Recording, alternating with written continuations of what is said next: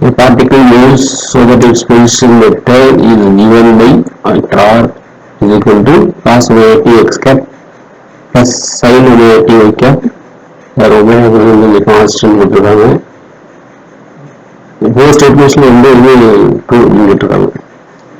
given பார்த்தோம்னா vector r is equal to cos omega t x cap plus sin omega t y cap.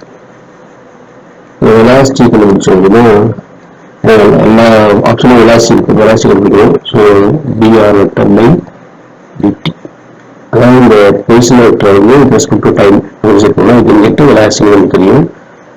So concentrate பண்ணுவோம்னா உங்களுக்கு ஒரு minus sign அது ஒரு வெளியாக இருக்கிறதால மைனஸ் ஒமேகா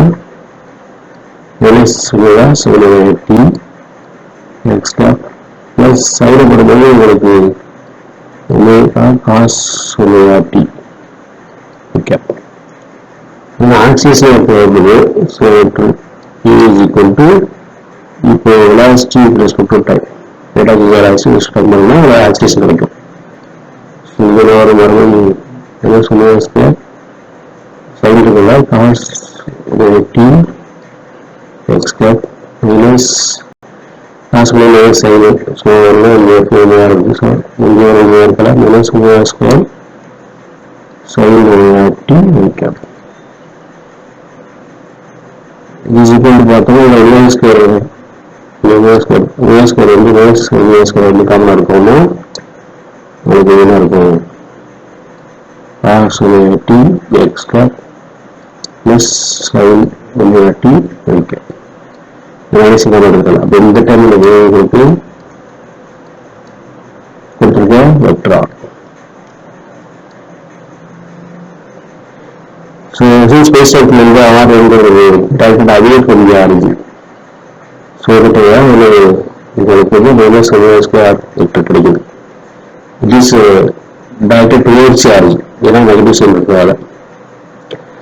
ஸோ ஆல்சோ உங்களுக்கு வெக்டர் ஆர் டாட் பி பார்க்கணும் அப்படின்னா உங்களுக்கு வந்து 0 வரும். இதுன்னு பார்க்கலாம். ஆர் பி பார்க்கும்போது ஆர் வருது cos omega t x cap plus sin omega t y cap.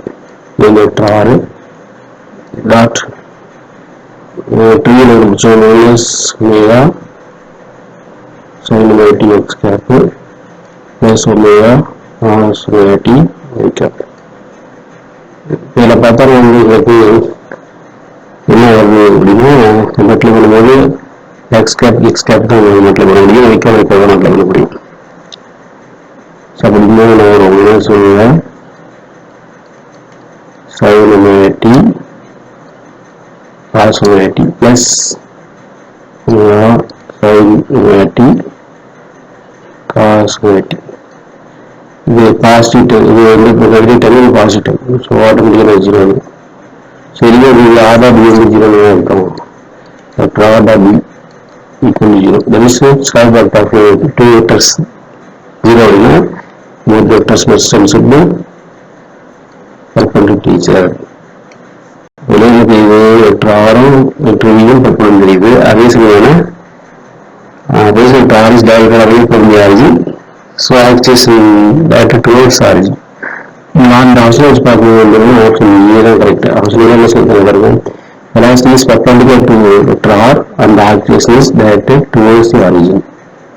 So option A is correct. Thanks for watching. Keep watching. Subscribe and share.